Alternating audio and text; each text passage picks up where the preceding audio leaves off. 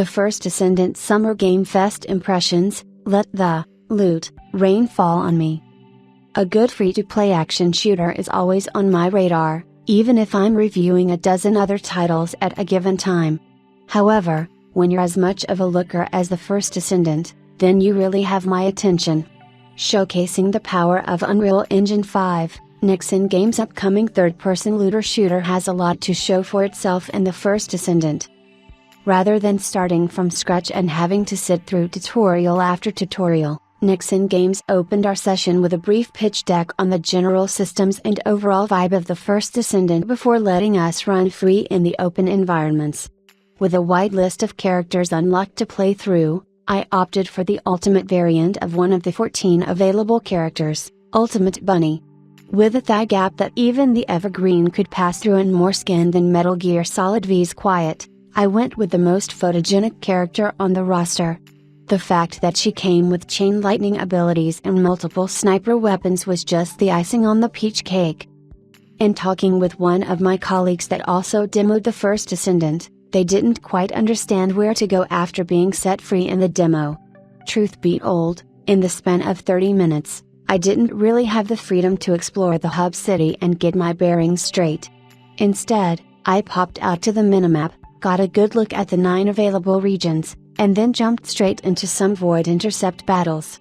Here, instead of learning about the game through tutorial after tutorial, I took my level 40 Ultimate Bunny and challenged a level 34 Executioner Colossus. If I had the foresight, I probably would have picked an enemy that didn't have electric attribute resistance, but it was still a good place to grasp the combat. The first Descendant is a very mobile type of third-person shooter. Staying grounded in one spot and even strafing from side to side won't prevent players from catching a stray bullet to the face.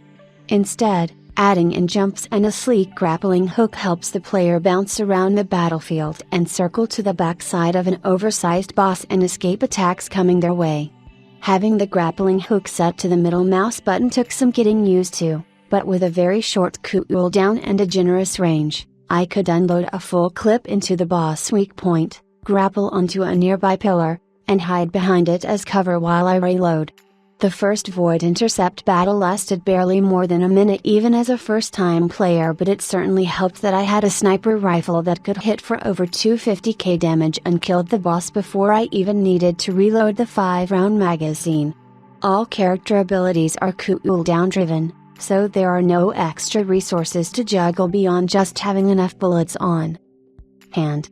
Fodder enemies will occasionally show up in combat, acting as loot bananas that burst open with recovery items and spare ammo. Gunplay is quick and snappy in the first Descendant and would be the main draw as a casual non-IAP, or truly free-to-play, player. Nixon granted us level 100 gear that would far exceed what the common player would have access to for hours in the game, and the power difference was quite noticeable as the second Void Intercept, a level 54 Devourer, took a bit longer, almost 3 minutes, to down, but without having to break a sweat or even retreat to recover health and shields. That fight took longer simply for the shield mechanics on the boss, where I had to seek down these green bubble covered nodes and destroy them to remove the boss shielding. I do enjoy when bosses implement new mechanics beyond simply being a bullet sponge, and at least this was a challenge to break away from the DPS phase and do something different in the fight. My third Void Intercept was against a level 118 Swamp Walker, which kept summoning a bunch of adds, and despite my best attempts, couldn't even break its shielding before the 10 menu. T-Quest timer elapsed. For the second portion of my gameplay session, I picked one of the playable regions at random and delved into the Arctic region, thinking it to be a good change of pace from the boss arenas, although my bunny girl was quite underdressed for the occasion. I had just enough time to eke out a Zone Recon mission and jump into a few shootouts for loot and glory before my session came to an end. One thing that I'll have to give Nixon praise for is continuing the trend of implementing Korean vocal tracks into your open world exploration. It's a thing I thoroughly enjoyed in Stellar Blade, and I earnestly want the trend to continue. The first Descendant has had its share of beta test phases and hands-on opportunities, but this was one of the last events that Nixon will be showing off the title ahead of its launch next month. Officially launching on July 2nd, 2024, the first Descendant will be available across PlayStation 4, 5, Xbox One, Xbox Series S Vertical Bar X, and PC, Steam.